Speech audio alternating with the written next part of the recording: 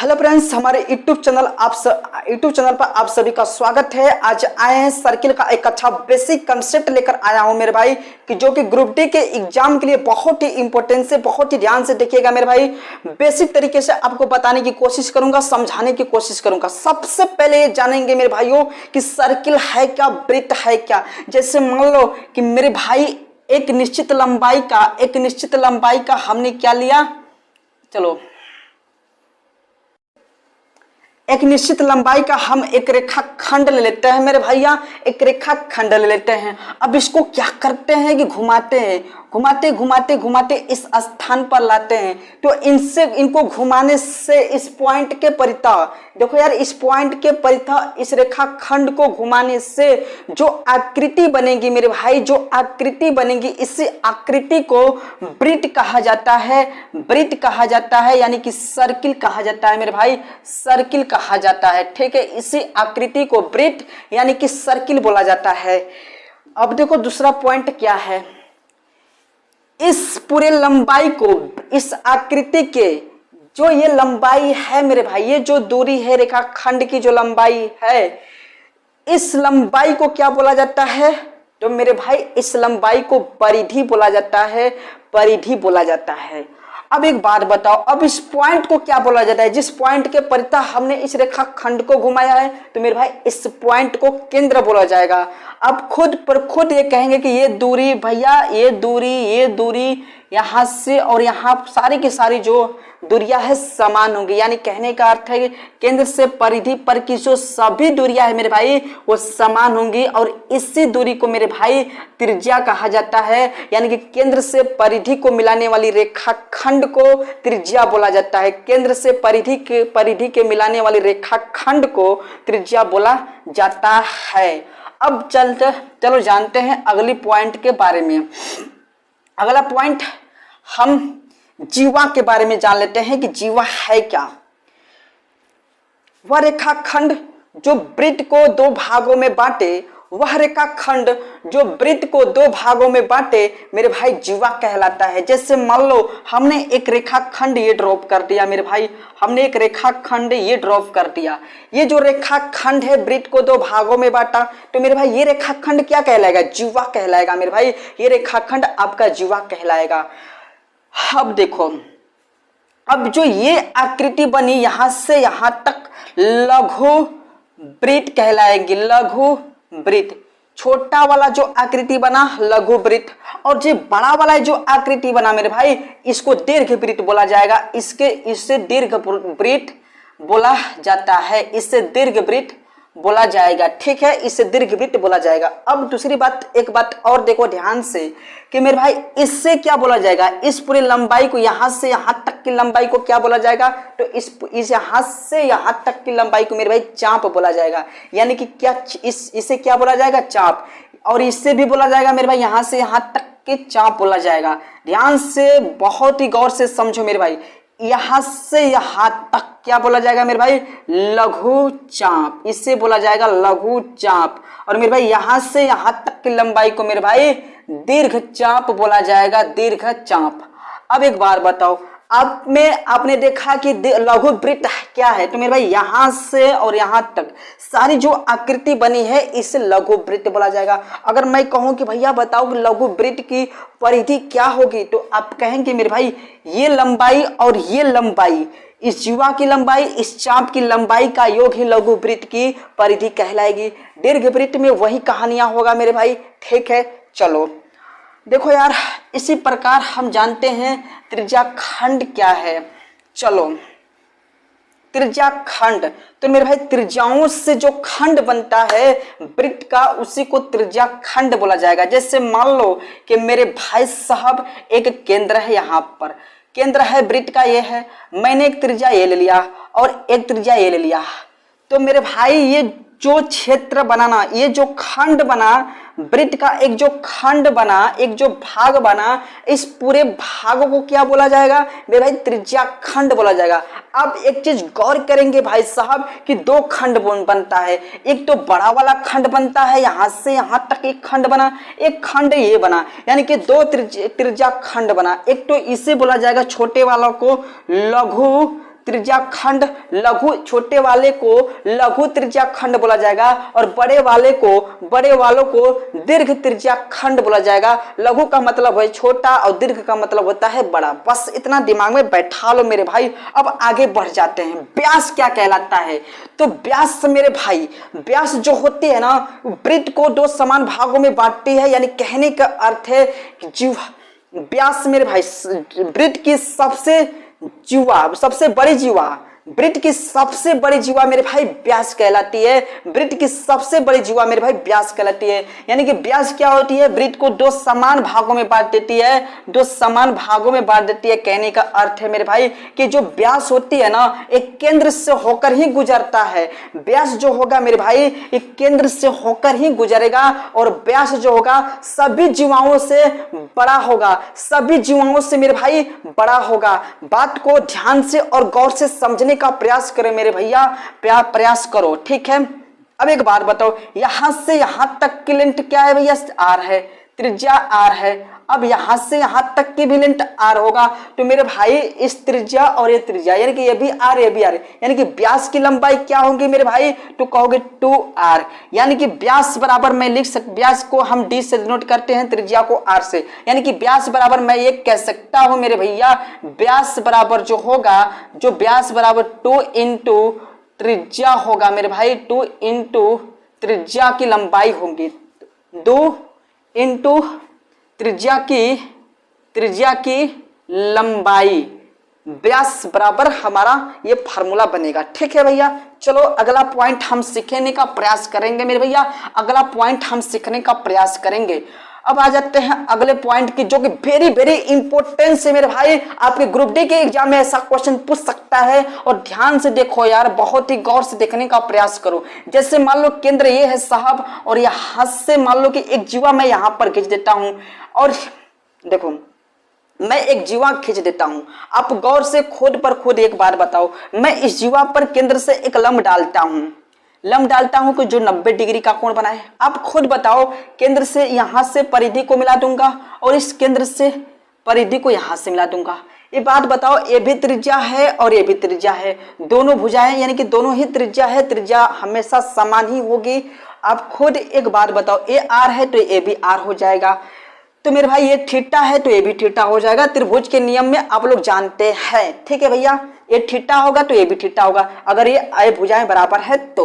एक बात बताओ, ये 90 डिग्री होगा तो ये भी 90 डिग्री, यानी कि ये भी कोण बराबर हो जाएगा, यानी कि x होगा तो ये भी x डिग्री का हो जाएगा। आप खुद पर खुद ये कहेंगे कि भैया ये दोनों त्रिभुज जो होगा सर्वांगसम त्रिभुज होगा, और हम जानते हैं कि सर्वांगसम त्रिभुज में संगत कोण बराबर होता है, संगत भुजा बराबर होती है। तो मेरे भाई ये भुजा इस भुजा के बराबर नहीं होगा, तो ये x होगा तो मेरे भाई ये भी x होगा। यानी कि मैं ये कह सकता हूं साहब, मैं ये कह सकता हूं कि मेरे भाई केंद्र से अगर मैं जीवा पर लंब खींचूं तो लंब मेरे भाई जीवा को दो समान भागों में बांटेगा। क्यों? क्योंकि मेरे भाई ये भी x है, ये भी x है, यानी कि दोनों भुजाएं बराबर है कि नहीं। अभी अभी हमने इसको स्पष्ट किया मेरे भाई, अभी अभी इसको हमने डिफाइन किया। तो आप ये कह सकते हैं कि केंद्र से अगर हम जीवा पर लंब खींचे तो मेरे भाई वो लंब जीवा को दो समान भागों में बांटेगा। या तो आपको क्वेश्चन में ये दे सकता है कि मेरे भाई अगर मैं केंद्र से मिलाने वाली जो लंब है, जो केंद्र से मिलने वाला जीवा पर जो रेखाखंड है, इस जीवा को दो समान भागों में बांटेगा, तो मेरे भाई ये 90 डिग्री का कोण बनाएगा, तब दो समान भागों में बांटेगा। ठीक इसके विपरीत आइए, जैसे आपको एक क्वेश्चन पूछ सकता है मेरे भाई, ध्यान से देखो क्वेश्चन क्या है।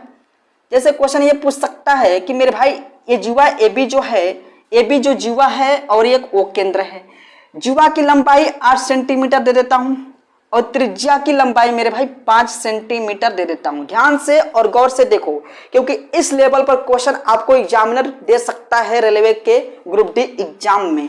अब बताओ यार, यहां से इनको मिला दूंगा तो त्रिज्या ही तो होगा, इसकी लेंथ दे रखा है 5 मेरे भाई, तो इसको 5 सेंटीमीटर लिख लो। अब आप कहेंगे साहब ये 90 डिग्री का हमने कोण खींचा। आपको देखो जीवा की लंबाई 8 सेंटीमीटर दे रखा है और त्रिज्या बराबर 5 सेंटीमीटर। अब क्वेश्चन में यह पूछेगा कि बताओ केंद्र से जीवा कितनी दूरी पर है, केंद्र से जो जीवा है कितनी दूरी पर है भाई साहब, यानी कि यहां से इसकी लेंथ पूछ रहा है जो 90 डिग्री का कोण बना रहा है, यानी कि यही लेंथ पूछ रहा है। तो आप जानते हैं कि जब 90 डिग्री का कोण बनाएगा तो इसे समान भागों में बांटेगा, तो आप ये कह सकते हैं कि ये 4 सेंटीमीटर हो जाएगा, ये भी 4 सेंटीमीटर। भैया ये 5 है, ये 4 है, ये समकोण त्रिभुज है, इसका मतलब ये हो जाएगा 3 सेंटीमीटर। ठीक है, आप लोग जानते हैं समकोण त्रिभुज में कि लंब स्क्वायर बराबर जो होता है कर्ण स्क्वायर माइनस आधार स्क्वायर होता है। ठीक है भैया, आराम से निकाल लेंगे। चलो, इसी टाइप पर क्वेश्चन और भी पूछी जा सकती है, और ध्यान से और गौर से देखने का प्रयास करो मेरे भाई, क्वेश्चन क्या एग्जामिनर पूछ सकता है।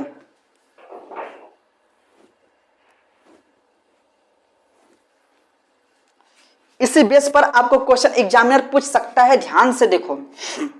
जैसे मान लो कि एक फर्स्ट जीवा दे देगा, जैसे पहली जीवा की लंबाई मान लो आपको दे देगा 8 सेंटीमीटर, सेकेंड जीवा की लंबाई दे देगा मेरे भाई आपको 6 सेंटीमीटर, और त्रिज्या की लंबाई दे देगा मेरे भाई 5 सेंटीमीटर, यही दे देगा आपके क्वेश्चन में।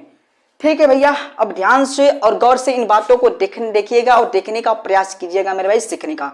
अब आपको क्वेश्चन में ये पूछेगा कि बताओ कि दोनों जुआएं अगर एक ही तरफ हो, दोनों जुआएं अगर एक ही तरफ है तो मेरे भाई उनके बीच की दूरी क्या होगी।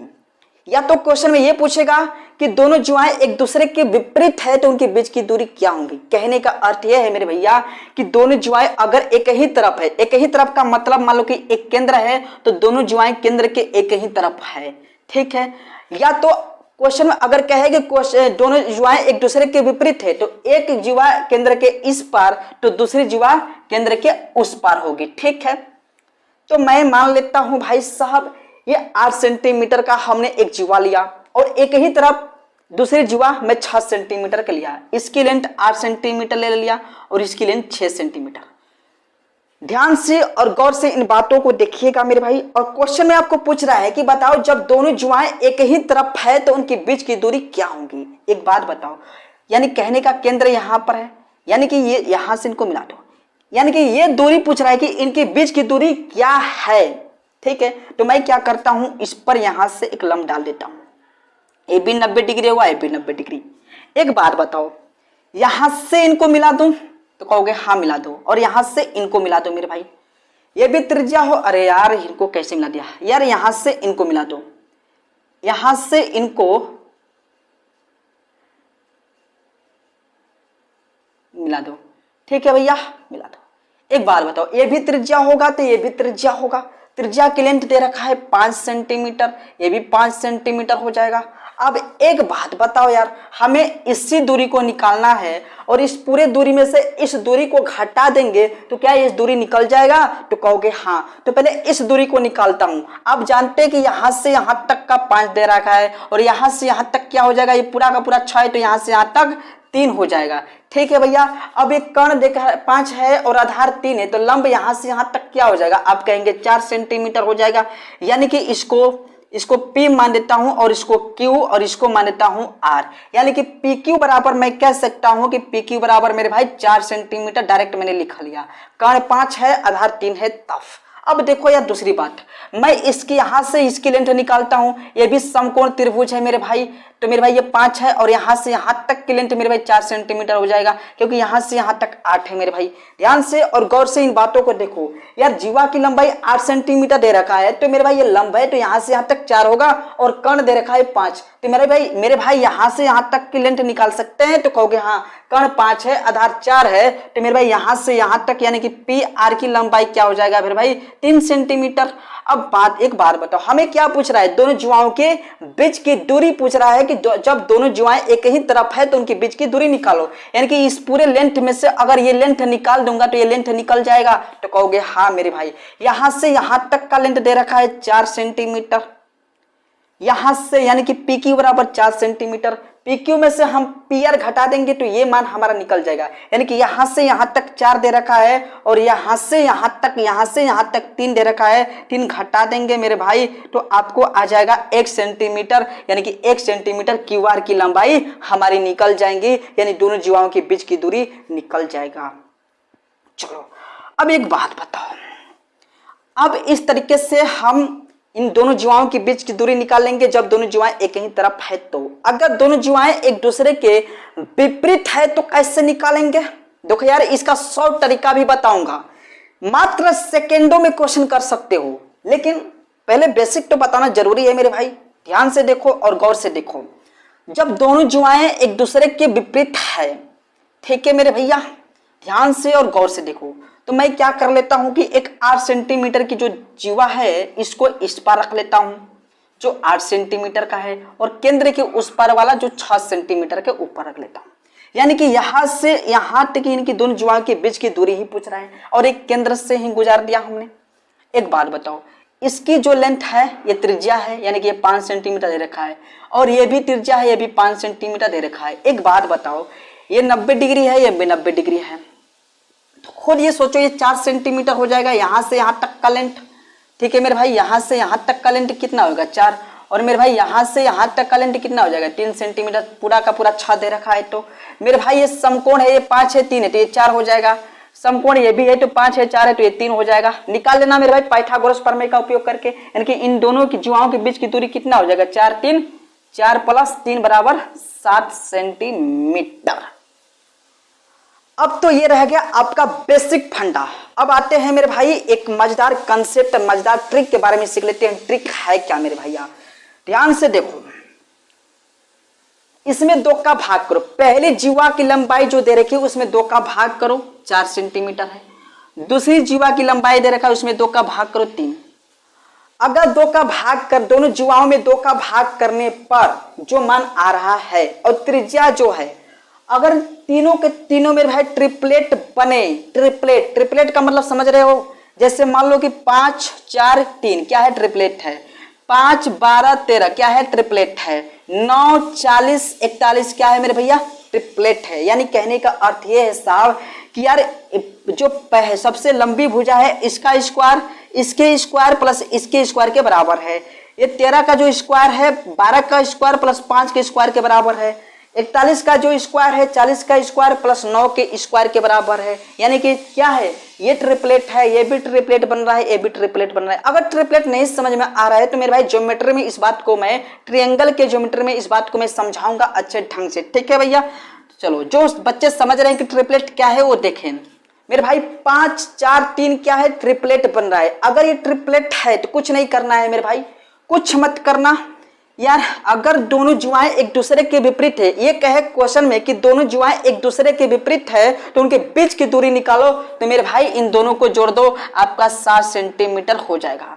अगर ये पूछे कि दोनों जीवाएं एक ही तरफ है और इनके बीच की दूरी निकालो, तो मेरे भाई इनका अंतर ले लेना, 4 में से 3 घटा लो, 1 सेंटीमीटर हो जाएगा। डायरेक्ट इस क्वेश्चन को कर सकते हो। जैसे मान लो कि एक क्वेश्चन आपको दे देता हूं, और जैसे मान लेता हूं कि फर्स्ट जीवा जिसकी लेंथ मैं दे देता हूं आपको क्या मेरे भाई 24 सेंटीमीटर।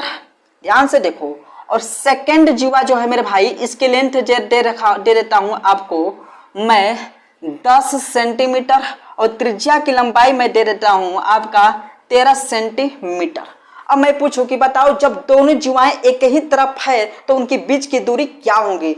जब दोनों जीवाएं एक ही तरफ है तो उनके बीच की दूरी क्या होंगी? मेरे भाई इसमें 2 का भाग करो 12 सेंटीमीटर हो जाएगा, इसमें 2 का भाग करो 5 सेंटीमीटर हो जाएगा। आपने ये देखा कि 5 12 13 क्या है? एक ट्रिपलेट संख्या है, एक ट्रिपलेट संख्या है, इसलिए मेरे भाई कुछ मत करो। अब क्या करो कि 12 में से 5 घटा दो, 7 सेंटीमीटर हमारे दोनों जीवाओं के बीच की दूरी हो जाएंगी जब दोनों जीवाएं एक ही तरफ है। अगर दोनों जीवाएं एक दूसरे के विपरीत है तो उनके बीच की दूरी क्या होगा मेरे भाई? इनको जोड़ दो, 12 5 हो जाएगा 17 सेंटीमीटर। डायरेक्ट इस क्वेश्चन को कर सकते हो मेरे भाई, डायरेक्ट इस क्वेश्चन को कर सकते हो। एक बात दिमाग में बैठा लेना कि जब भी आपके एग्जाम में एग्जामिनर क्वेश्चन पूछेगा इस लेवल पर, इस टाइप पर, तो भैया आपको ट्रिपलेट ही संख्या बनाकर देगा, ट्रिपलेट ही बनाकर देगा। तो मेरे भाई कुछ दिमाग मत लगाओ ट्रिपलेट है कि नहीं। आप सिर्फ क्या करो मेरे भाई, दोनों जुआ में 2 का भाग करो और दोनों का अंतर निकालो या दोनों का योग ही निकालो।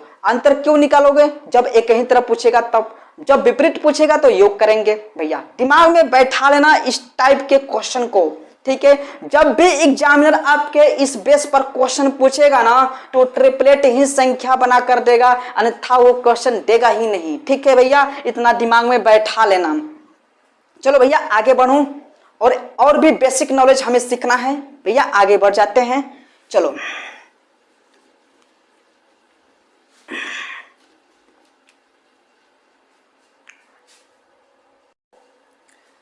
देखो, आगे मैं बेसिक बात करना चाहता हूं। ठीक है, एक बार बताओ, अगर मान लो कि एक रेखाखंड ये है और कोई बंदा हमें पूछे कि बताओ इस पॉइंट से इस रेखाखंड पर लंब डालना है, तो जो लंब होगा मेरे भाई इस रेखाखंड से इस पॉइंट से सबसे न्यूनतम दूरी वाली रेखाखंड की लंबाई ही लंब होगी, सबसे न्यूनतम दूरी। यानी कि इस रेखाखंड के अन्य बिंदु और इस बिंदु से मिलाओगे मेरे भाई तो इस रेखाखंड से लंब की रेखा से बड़ी होगी उसकी लंबाई। यानी कि लंब क्या होती है, तो लंब मेरे भाई इस पॉइंट से और इस रेखाखंड की सबसे निम्नतम दूरी ही होती है लंब। ठीक है, तो भैया एक बात बताओ, अगर मैं इस वृत्त पर एक स्पर्श रेखा खींचूंगा तो मेरे भाई इस वृत्त के परिधि के किसी एक बिंदु पर ही ये रेखा स्पर्श करेगा, तो कहोगे हाँ।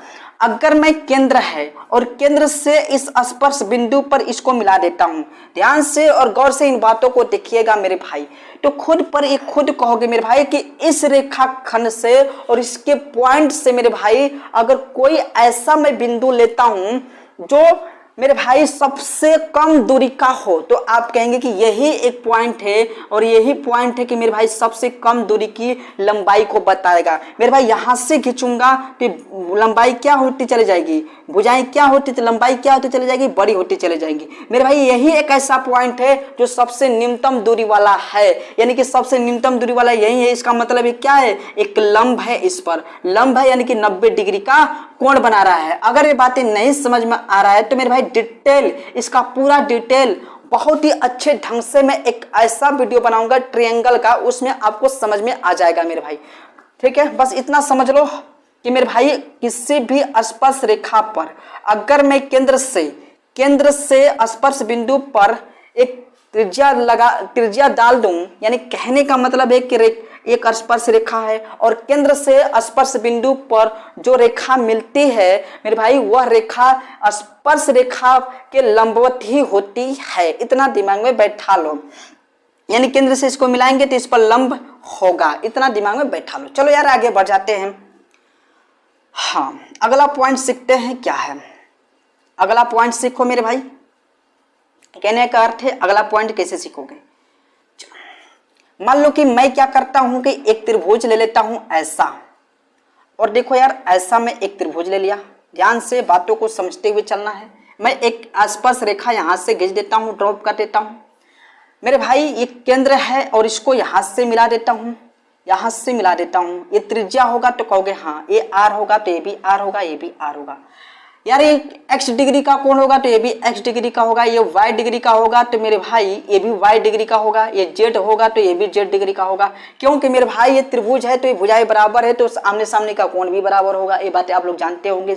ठीक है मेरे भाई, तो आप कहोगे 2x + 2z + 2y बराबर क्या होगा बताओ, तो आप कहेंगे 2x + 2y + 2z बराबर 180 डिग्री होगा, क्योंकि त्रिभुज के तीनों कोणों का योगफल 180 डिग्री होता है भाई साहब। तो कह सकते हैं कि x + y + z बराबर कितना होगा, तो आप कहेंगे 90 डिग्री का कोण होगा। आप कहेंगे मेरे भाई साहब 90 डिग्री का कोण होगा, x + y + z। एक बात बताओ, ये त्रिज्या है और केंद्र से स्पर्श बिंदु पर मिल रही है, यानी कि ये क्या करेंगे, स्पर्श रेखा के साथ 90 डिग्री का कोण बनाएंगे। अभी अभी आपको हमने इसके बारे में स्पष्ट किया है कि मेरे भाई जो केंद्र से त्रिज्या जो होती है ना, स्पर्श बिंदु पर 90 डिग्री का कोण बनाती है।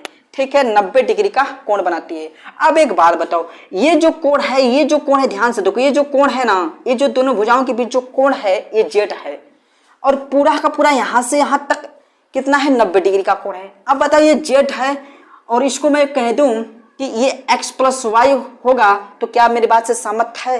क्यों? क्योंकि मेरे भाई x plus y, x y plus z बराबर 90 डिग्री है। अगर ये जेड है तो क्या है, x प्लस वाई डिग्री का होगा। यहां से ये कोण कितना होगा, x प्लस वाई डिग्री का होगा।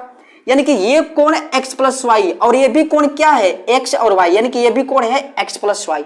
तो आप एक चीज गौर करेंगे मेरे भाई कि ये जो कोण है, ये जो कोण बन रहा है इस स्पर्श रेखा और इस भुजा के साथ जो कोण बन रहा है, इसका सामने वाली कोण के क्या है, बराबर है। और इस स्पर्श रेखा और इस भुजा के साथ जो कोण बन रहा है मेरे भाई, त्रिभुज के इस भुजा के साथ जो कोण बन रहा है, ये जो कोण होगा इसके सामने वाली कोण के बराबर होगा। क्यों? जैसे आपने इसको डिफाइन किया कि इस हिसाब से बराबर होंगे, तो मेरे भाई वैसे ही इसको भी डिफाइन कर लेना। ये कोण क्या होगा, इस कोण के बराबर होगा। क्या बात को समझ पा रहे हो कि ये कैसे बराबर, अभी अभी मैंने बताया कि कैसे बराबर होगा ये कोण इस कोण के। अगर ये जेड है तो मेरे भाई x प्लस वाई ही तो होगा। क्यों? क्योंकि भाई 90 डिग्री है भैया, ये 90 डिग्री का कोण है तो ये x प्लस वाई होगा, तभी तो होगा 90 degree. Z plus x plus y बराबर 90 डिग्री। अब मैंने इसको डिफाइन किया है कि नहीं, x plus y plus z बराबर 90 डिग्री, तो कहोगे हाँ। चलो ये बातें आपने सीखा क्या? देखो यार, आपने ये चीज सीखा, इसमें ये चीज सीखा कि मान लो कि एक त्रिभुज मैंने एक त्रिभुज लिया मेरे भाई। ये अगर ये त्रिभुज लिया और इस पर एक स्पर्श रेखा ये खींच देता हूं, तो मेरे भाई ये जो कोण बनेगा इस कोण के बराबर होगा। अगर ये थीटा है तो ये भी थीटा होगा। ये अगर थीटा 1 डिग्री का ये कोण है तो ये भी थीटा 1 डिग्री का होगा। अभी अभी मैंने आपको डिफाइन किया क्यों होगा। ठीक है भैया, आप कह सकते हैं कि ये जो कोण होगा इसके सामने वाले के कोण के बराबर, ये जो कोण होगा इसके सामने वाले कोण के बराबर होगा। बस क्या होनी चाहिए, एक स्पर्श रेखा होनी चाहिए और त्रिभुज, वृत्त के अंदर एक त्रिभुज होना चाहिए। बस इतना दिमाग में बैठा लो। चलो यार आगे बढ़ जाते हैं। अगर नॉलेज लेना है कुछ तो एक बात बताओ, और बेसिक बात देखो यार, यहाँ से क्वेश्चन एग्जामिनर पूछता है और हर बार पूछता है मेरे भाई। किसी भी कोई भी एग्जाम है मेरे भाई, उसमें बहुत बार इस टाइप के क्वेश्चन पूछी जा चुकी है। और ध्यान से इस बातों को समझने का प्रयास करो मेरे भाई, और गौर से देखने का प्रयास करो। क्या मैं चीजें बताने जा रहा हूँ, बहुत ही मजेदार चीजें बताने जा रहा हूँ और बहुत ही बेसिक से बताऊंगे मेरे भाई ऐसा क्यों होता है। जैसे मान लो कि एक त्रिभुज ये ले लिया, एक बात बताओ, और मेरे भाई ये त्रिभुज मैं एक और ले लिया। खुद ये सोचो, मैं यहां से एक स्पर्श रेखा खींच देता हूं। अब एक बार बताओ, ये इस त्रिभुज में मान लो ये ए है, बी है, सी है और ये डी है, तो आप कहोगे त्रिभुज ए सी डी में ये जो कोण है अगर थीटा है तो मेरे भाई ए सी डी में थीटा कोण को इस कोण के बराबर होगा, ये भी थीटा हो जाएगा।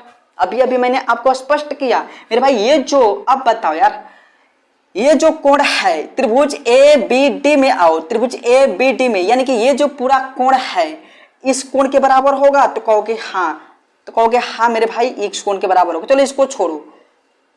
अब एक बात बताओ, ये जो कोण है, ये जो कोण है त्रिभुज ए बी डी में रहो, त्रिभुज ए बी डी में मेरे भाई, त्रिभुज ए बी डी का ये भुजा और स्पर्श रेखा मेरे भाई ये थीटा है, तो मेरे भाई त्रिभुज ए बी डी में आओगे तो ये भी थीटा इस थीटा के बराबर होगा, इस कोण के बराबर होगा, तो कहोगे हाँ ये कोण मेरे भाई इस कोण के भी बराबर हो जाएगा और यही कोण मेरे भाई इस कोण के भी बराबर होगा। आपने ये बातें सीखा कि नहीं? लेकिन एक बात गौर करेंगे, कब होता है ऐसा? जब दोनों त्रिभुज के एक ही आधार है, एक ही मेरे भाई चाप है। चाप का मतलब एक ही चाप, यानी कि ये चाप बना रहा है कि नहीं, एक ही चाप बना रहा है। दोनों त्रिभुज के एक ऐसी भुजा है कि जो एक ही चाप पर है, एक ही चाप पर है कि नहीं, तभी तो मेरे भाई ये कोण इस कोण के बराबर हुआ, अन्यथा क्यों होता, नहीं होता। यानी कि आपने एक चीज गौर किया कि जब दोनों त्रिभुज के एक ही चाप बन रहे हैं तब मेरे भाई ये कोण इस कोण के बराबर हो रहा है। अभी मैंने स्पष्ट किया ऐसा क्यों हुआ है। ठीक है मेरे भाई, इतना दिमाग में बैठा लो। अगर मैं आपसे कहूं कि मेरे भाई यहां से मैं यहां तक एक वृत्त और खींच दूं, तो एक बार बताओ ये जो थीटा है इस सामने वाली कोण इस कोण के बराबर हो जाएगा, तो कहोगे हाँ। यानी कि इस बेस पर, इस चाप से कोई भी मैं एक त्रिभुज बनाऊंगा तो ये कोण थीटा ही होगा। ये अगर थीटा है तो ये इस बेस पर जो भी बनाना है मेरे भाई वो थीटा ही कोण बनाएगा, ये भी थीटा ही बनाएगा, ये भी थीटा ही कोण बनाएगा। बात को समझ पा रहे हो कि नहीं? तो कहोगे भैया बिल्कुल समझ पा रहा हूं। आपने स्पष्ट कर लिया कि ऐसा क्यों होता है। देखो भैया बहुत ही मजेदार चीज है, आपके एग्जाम में ऐसा पूछ सकता है। देखो यार, मैंने अभी क्या बताया आपको, मान लो कि एक त्रिभुज है, मान लो कि मेरे भाई क्या है, एक ये है आपका त्रिभुज। अरे वृत्त है भैया, हाँ वृत्त है, और मैंने क्या करता हूँ कि यहाँ से ये और यहाँ यहीं से मैं ये ले लेता हूँ, यानी दोनों एक ही चाप पर है, एक ही चाप पर है कि नहीं। यहाँ से मैं चाहूँ तो एक वृत्त, एक मैं रेखाखंड ड्रॉप कर सकता हूँ, एक त्रिभुज ये बना और त्रिभुज ये बना। अगर मैं यहाँ से चाहूँ तो भी डिफाइन कर सकता हूँ क्यों होता है। लेकिन एक बात हमेशा ध्यान देना, एक ही चाप से जो कोण बनता है दोनों कोण ही बराबर होंगे।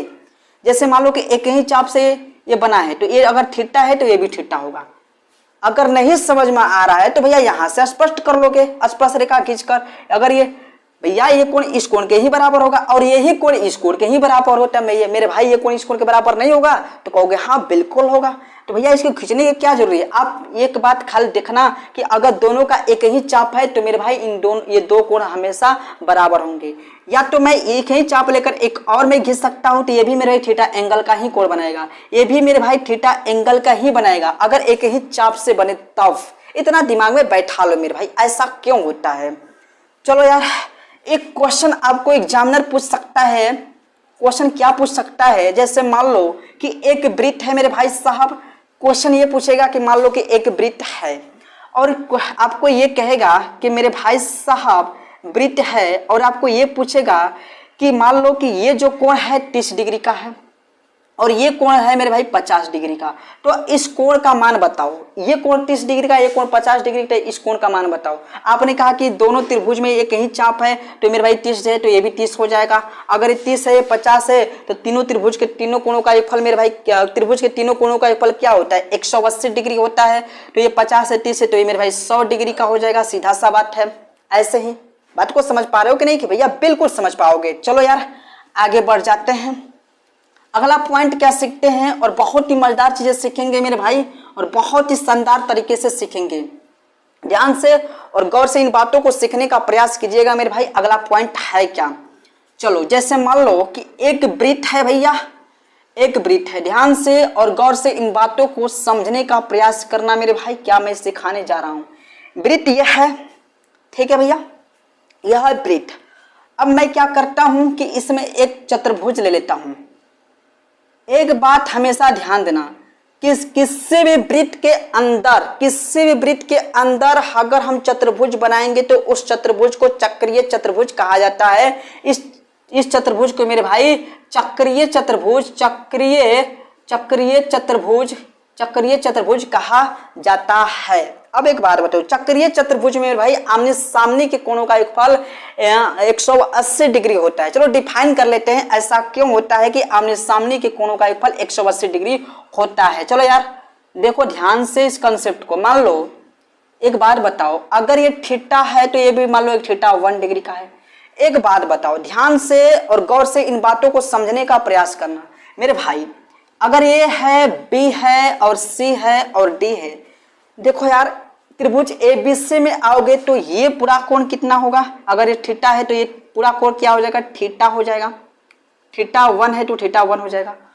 त्रिभुज ADC में आओगे तो मेरे भाई ये जो पूरा कोण है इस कोण के बराबर होगा कि नहीं। अभी मैंने आपको स्पष्ट किया है पहली वाली कंसेप्ट में कि त्रिभुज ADC में आओगे मेरे भाई, ADC में तो ये जो कोण होगा इस सामने वाली कोण के बराबर होगा। ये थीटा है तो ये मेरे भाई थीटा हो जाएगा। यानी कि इस पूरे कोण का एक फल आप लोग जानते हैं कि किसी भी रेखाखंड पर अगर एक रेखाखंड डाल दे तो मेरे भाई ये जो पूरा कोण होता है 180 डिग्री का कोण बनता है। अगर नहीं जानते हो तो सीख लो मेरे भाई, ये 180 डिग्री का कोण बनता है। तो मेरे भाई ये थीटा है, ये थीटा 1, यहाँ से यहाँ तक थीटा 1 है और यहाँ से यहाँ तक। देखो यार यहाँ से यहाँ तक, देखो मिटा देता हूँ। जैसे मान लो देखो यहाँ से यहाँ तक थीटा है और यहाँ से यहाँ तक मेरे भाई थीटा 1 है, और कोणों का फल क्या हो जाएगा 180 डिग्री।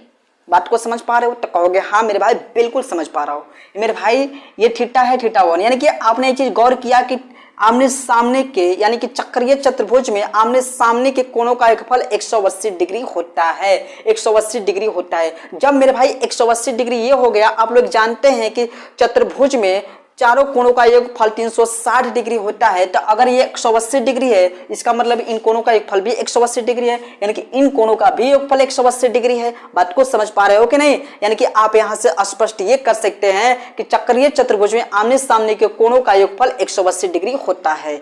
चलो यार, अगला पॉइंट सीखते हैं जो कि बहुत ही मजेदार तरीके से आपके सामने पेश करेंगे। हाँ, एक चीज और सीखो यार, जैसे मान लो कि आपको ये चीज दे देगा, मान ली कि ये क्या है, चतुर्भुज है मेरे भाई, ये चतुर्भुज है, ध्यान से और बहुत ही गौर से देखिएगा मेरे भाई। जैसे मान लो, अब बताओ यार, ये थीटा है तो ये थीटा हो जाएगा, कहोगे क्यों मेरे भाई? अगर ये थीटा है, आमने सामने का कोणों का योगफल 180 डिग्री होता है, अगर मैं इसको x मान लूंगा तो थीटा प्लस x बराबर कितना हो जाएगा? 180 डिग्री। बताओ, तो x बराबर क्या हो जाएगा मेरे भाई? x बराबर क्या हो जाएगा? 180 डिग्री माइनस थीटा हो जाएगा, यानी कि इसके जगह पर मैं लिख सकता हूँ 180 डिग्री माइनस थीटा। बताओ, अब बताओ यार, इन दो कोणों का योगफल 180 डिग्री है कि नहीं? अगर मैं मान लूं कि मेरे भाई ये p डिग्री का है, अगर ये p डिग्री का, इसको मान लेता हूं कि ये p है, यहाँ से p है और ये 180 डिग्री माइनस थीटा है, तो 180 डिग्री माइनस थीटा और प्लस p बराबर 180 डिग्री होगा। तो कहोगे हाँ, 180 डिग्री से इसको डालो तो p बराबर क्या हो जाएगा? थीटा, यानी कि ये कोण क्या होगा मेरे भाई? इस कोण के बराबर होगा। बस दिमाग में बैठ रहा होगा, क्यों होगा?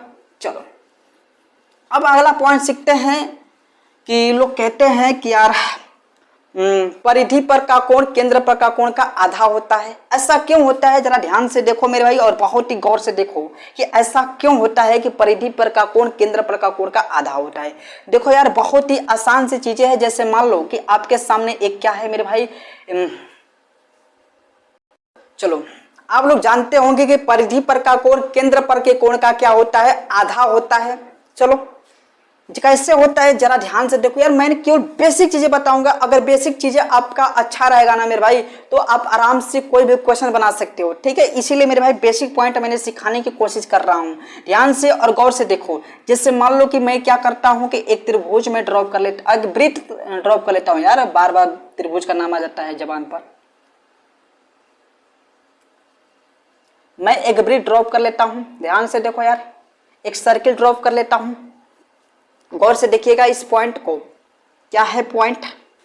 जैसे मान लो एक केंद्र है यार, ये एक ही चाप से जो कोण बनता है ना, परिधि पर का कोण एक ही चाप से बनना चाहिए। अगर एक ही चाप से केंद्र पर का कोण परिधि पर का कोण का दोगुना होता है, एक ही चाप से केंद्र पर का कोण परिधि पर का कोण दोगुना होता है, ये बातें आप जानते हैं, यानी कि इन दोनों का एक ही चाप है। एक काम करो यार कि यार इसको यहां से ड्रॉप कर लो, यहां से एक स्पर्श रेखा खींच दोगे मेरे भाई। इस कोण को मान लो कि ये कोण क्या है, क्या है मेरे भाई? इस कोण को मान लो थीटा है। अगर ये कोण थीटा है तो आप ये कहेंगे, चलो यार इस कोण को मान लो, इस कोण को मान लो 2 थीटा।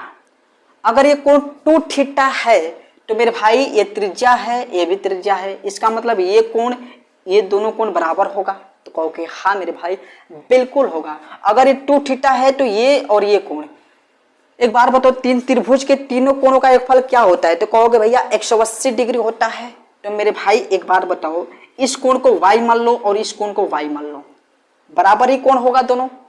अगर इसको a मान दो, इसको b मान दो, इसको c मान दो, इसको d मान दो, तो त्रिभुज ABC में कोण b बराबर कोण c होगा कि नहीं? तो कहोगे हाँ। तो मेरे भाई इसको y मान दो, यानी कि y प्लस y क्यों होगा बराबर कोण? क्योंकि ये दोनों भुजाएं बराबर है भैया, ये भी आ रहे, ये भी आ रहे, दोनों ही त्रिज्या है। तो एक बार बताओ, y प्लस y और 2 थीटा बराबर 180 डिग्री, तीनों कोणों का योगफल 180 डिग्री होता है। तो अब 2y बराबर 180 डिग्री माइनस 2 थीटा, तो y बराबर लिख सकते हो 90 degree minus theta, 90 degree minus theta. कटा लेना है आप खुद को मेरे भाई। तो मेरे भाई y बराबर 90 डिग्री माइनस थीटा, यानी कि ये होगा 90 डिग्री माइनस थीटा। अब एक बार बताओ, ये स्पर्श बिंदु है और केंद्र से ये त्रिज्या है मेरे भाई। केंद्र से स्पर्श बिंदु पर जो मिलने वाली होती है वो त्रिज्या होती है, जो कि स्पर्श रेखा पर लंब होती है, ये बात आप जानते हैं। यानी कि मेरे भाई ये 90 डिग्री का कोण बनता है, ये पूरा का पूरा 90 डिग्री।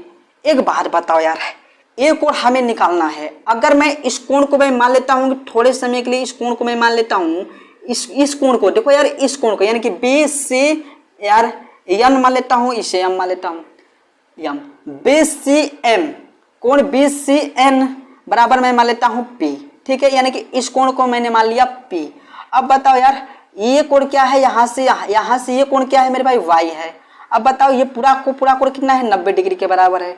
एक बार बताओ वाई बराबर क्या है, 90 डिग्री माइनस थीटा, यानी कि इसको लिख लो 90 डिग्री माइनस थीटा बराबर 90 डिग्री हो जाएगा। वाई का मान यहाँ पर रख लो, 90 से 90 कटा लो, तो पी बराबर क्या हो जाएगा मेरे भाई, थीटा हो जाएगा, यानी कि ये जो कोण होगा मेरे भाई थीटा हो जाएगा। अब एक बात गौर करोगे मेरे भाई, एक बात ये गौर करोगे कि ये त्रिभुज BDC में मेरे भाई गौर करो एक बात, अगर ये थीटा है तो मेरे भाई ये थीटा होगा, तो कहोगे हाँ मेरे भाई ये थीटा होगा, इसमें कोई दिक्कत नहीं है। बताओ यार अगर ये थीटा है तो ये भी थीटा होगा कि नहीं, क्योंकि मेरे भाई ये त्रिभुज है और ये स्पर्श रेखा है, तो इस त्रिभुज की जो ये भुजा है और स्पर्श रेखा के बीच जो कोण बना है, ये कोण सामने वाली कोण के बराबर होगा, क्योंकि मेरे भाई होगा। और ये बातें मैंने पिछले वीडियो में, अरे पिछले स्टेप में इस बात को हमने बताया कि ऐसा क्यों होता है मेरे भाई, ठीक है। थोड़ा सा बोलने में प्रॉब्लम हुआ होगा कहीं कहीं, लेकिन बातों पर उतना ध्यान मत देना मेरे भाई, समझने का प्रयास खुद पर खुद कीजिएगा, ठीक है मेरे भैया। चलो कितना आसान तरीके से हमने इसको डिफाइन कर दिया। जैसे आपको क्वेश्चन में ये पूछ सकता है, क्वेश्चन में ये पूछेगा मेरे भाई, चलो यार क्वेश्चन में आपको दे देता हूं। जैसे क्वेश्चन में ये पूछेगा कि मेरे भैया कि मान लो कि ये है और यहाँ पर केंद्र है और यहाँ पर ये है, अब आपको ये दे देगा 30 डिग्री, पूछेगा इस कोण का मान क्या है। अगर ये 30 डिग्री है तो मेरे भाई इस कोण का ये दोगुना है, तो इसका मतलब कोण क्या हो जाएगा, 60 डिग्री हो जाएगा। बात को समझ पा रहे हो कि नहीं। एक बात और इंपॉर्टेंस है, जरा ध्यान से देखो, वो बात क्या है मेरे भाई, ध्यान से और गौर से देखो। जैसे मैंने एक वृत्त लिया है, ये एक वृत्त है, एक व्यास लिया है, जो व्यास आप जानते हैं कि मेरे भाई केंद्र से ही होकर गुजरता है। अब एक बार बताओ, यहां से इनको मिलाऊंगा, खुद पर खुद ये सोचो कि मेरे भाई आप ये बात बताओ, ये जो है मेरे भाई 180 डिग्री का कोण है मेरे भाई, ये जो कोण है मान लो थीटा है। एक बार बताओ यार, इनसे जो चाप बना है और इनसे जो चाप बना है, दोनों का चाप एक ही है, तो मेरे भाई अगर ये 180 डिग्री है तो ये 90 डिग्री होगा। आप लोग जानते हैं कि परिधि पर का कोण केंद्र पर का कोण का आधा होता है, तो केंद्र पर कोण 180 डिग्री है तो ये 90 डिग्री होगा। यानी कहोगे हाँ, यानी कि आप ये कह सकते हैं कि व्यास द्वारा जो परिधि पर कोण बनता है वो 90 डिग्री का कोण बनता है। क्यों? क्योंकि मेरे भाई परिधि पर का कोण केंद्र पर के कोण का आधा होता है। अगर ये 180 डिग्री है तो ये 90 डिग्री होगा। चाहे यहाँ इस व्यास से मेरे भाई ये भी खींच लोगे तो मेरे भाई ये भी 90 डिग्री का हो जाएगा, यहाँ से ये भी खींच लोगे तो मेरे भाई ये भी 90 डिग्री का हो जाएगा, ठीक है। तो इतना बात दिमाग में बैठा लेना। चलो ऐसे ही मजेदार कंसेप्ट लेकर आता रहूंगा और बहुत ही शानदार तरीके से आपके सामने मेरे भाई मैं पेश करता रहूंगा, और बहुत ही ध्यान से इन बातों को सीखते रहिएगा, ठीक है। अगर हमारी वीडियो आप सभी को पसंद आए तो हमारी वीडियो को लाइक, सब्सक्राइब और शेयर तो जरूर कर देना मेरे भाई, ताकि उन भाइयों तक भी पहुंचे जो इनके लायक है, जो इनको समझ सके। मेरे भाई बहुत ही मजेदार चीजें हैं। मैं उम्मीद के साथ कह सकता हूं कि इस तरीके से आपके किसी भी यूट्यूबर ने अभी तक इसको प्रूफ नहीं कराया होगा। हाँ कराया तो है, लेकिन यार एक ही वीडियो में इसको इंक्लूड करके नहीं कराया है, और कराया भी तो क्या मेरे भाई, बहुत ही लॉन्ग तरीके से इसको प्रूव कराया गया है। मैं केवल एक स्टेप का ही यूज करके सारी चीजों को हमने डिफाइन किया कि ऐसा क्यों होता है, केवल एक ही चीज का प्रयोग करके, ठीक है मेरे भाई। यहाँ पर आप केवल एक बात सीख लेंगे तो सारी चीजें आप आराम से सीख लेंगे मेरे भाई। चलो thank you, best of luck, जय हिंद, जय भारत। ऐसे ही वीडियो लेकर आता रहूंगा।